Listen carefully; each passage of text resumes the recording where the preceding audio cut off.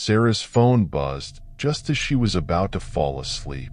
Groaning, she reached for her phone, expecting another meme from her friend Katie. Instead, it was a message from an unknown number. "Hello, Sarah." She frowned, debating whether to respond. Curiosity got the better of her. "Who is this?" There was no reply. She shrugged it off as a wrong number and put her phone down. Minutes later, another buzz. "Do you believe in ghosts?" A chill ran down her spine. "Stop playing games." "Who is this?" Again, silence. She turned off her phone and tried to sleep, but the unease lingered. The next morning, she had almost forgotten about the strange messages until she turned her phone on. A new message awaited her. "I see you, Sarah." Her heart skipped a beat. This was no longer funny. She blocked the number and hoped that would be the end of it, but it wasn't. Later that day, she received another message from a different number. Blocking won't help. She felt a wave of nausea. How did they know she blocked them? She decided to tell Katie. They laughed it off, but the fear in Sarah's eyes was evident. "It's probably just a prank," Katie said, trying to reassure her. "Maybe someone from school." But Sarah wasn't convinced. She couldn't shake off the feeling that someone was watching her. That night, the messages continued. "Nice pajamas." She froze. The message was sent at the exact moment she had changed into her pajamas. She looked around her room, her eyes darting to the window. It was closed, the curtains drawn. How could they know? "Who are you?" she typed, her hands trembling. "I'm closer than you think," came the reply. She felt a scream rising in her throat, but held it back. She didn't want to wake her parents. She called Katie, who answered groggily. "Sarah, it's the middle of the night." "He's watching me, Katie. He knows what I'm wearing." Katie sighed. "Come over. You can stay here tonight." Sarah grabbed her things and ran to Katie's house, constantly looking over her shoulder. Once there, she felt a bit safer. They stayed up, talking about the messages and trying to figure out who could be behind them. The next day, Sarah's phone was silent.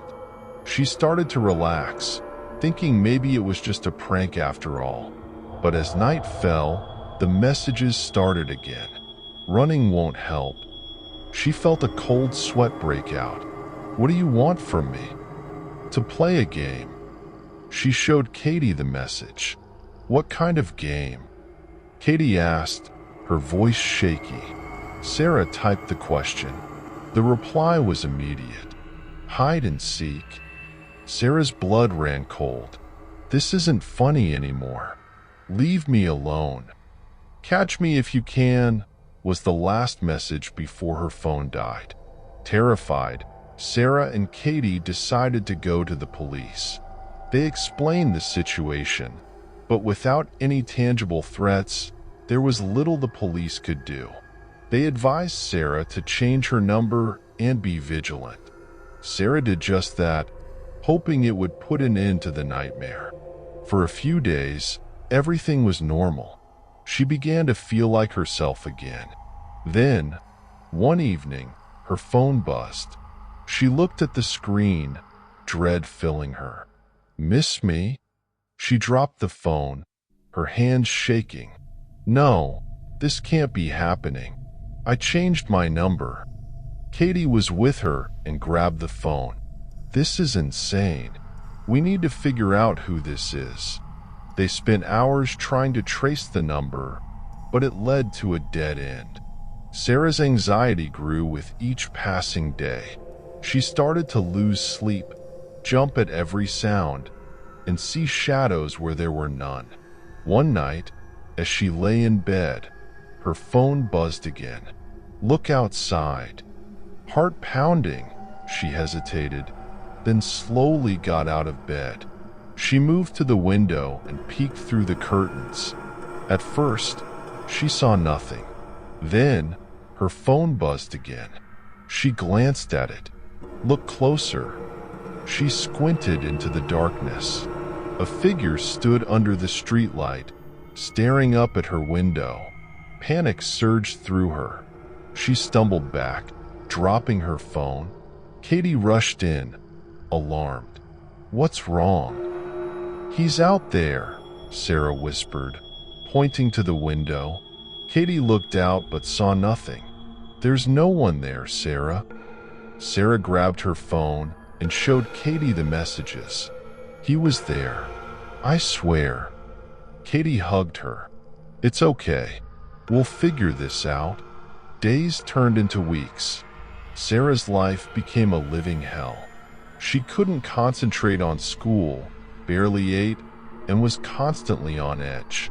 The messages continued, each one more sinister than the last. "I like your new haircut. Red is a good color on you. You're all alone." One evening, as Sarah sat in her room, her phone buzzed again. With trembling hands, she opened the message. "Turn around." She felt the hairs on her neck stand up. Slowly, she turned. Her reflection in the mirror showed nothing unusual. She exhaled, trying to calm down. Her phone buzzed again. "Look closer." She leaned in, her face inches from the mirror. Suddenly, the lights went out. She screamed, stumbling backward. Her phone buzzed one last time. Game over. The next morning, Katie found Sarah's room empty. The police were called, but there was no trace of Sarah. Her phone lay on the bed, the last message still open. To this day, no one knows what happened to Sarah. Her disappearance remains a mystery, and the town whispers about the girl who vanished after receiving a series of eerie WhatsApp messages. Some say she's still out there, playing a deadly game of hide and seek with her unseen tormentor.